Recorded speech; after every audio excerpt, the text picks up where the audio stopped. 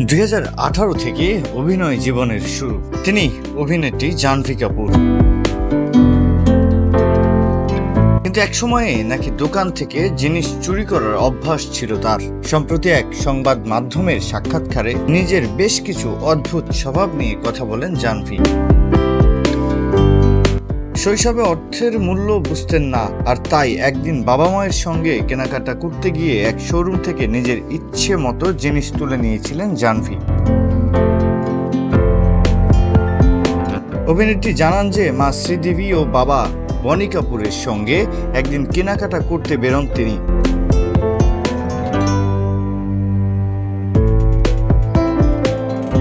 তখনই তার চোখে পড়ে যায় কিছু জিনিস। কাউকে কিছু জিজ্ঞাসা না করে দোকানের সেই জিনিসগুলো তিনি হাতিয়ে নেন। জিনিসগুলো নিয়ে যে তাকে কোনো টাকা দিতে হয়নি সেটা মা বাবাকে জানান জাহ্নবী, আর তারপরেই অভিনেত্রীকে তারা চোর বলে সম্বোধন করেন।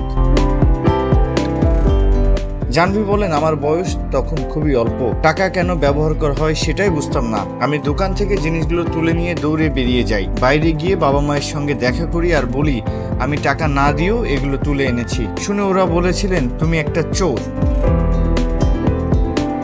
শুধু তাই নয়, হোটেলে গিয়েও নাকি নানা জিনিস সেখান থেকে নিয়ে আসতেন জাহ্নবী। বিশেষ করে বিভিন্ন হোটেল থেকে বিভিন্ন রকমের বালিশ নিয়ে আসার অভ্যাস ছিল বলে জানান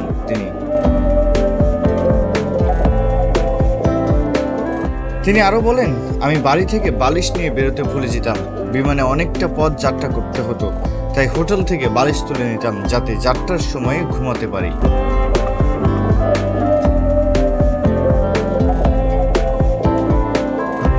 উল্লেখ্য, কিছুদিন আগেই মুক্তি পেয়েছে জাহ্নবীর ছবি মিস্টার অ্যান্ড মিসেস মাহি।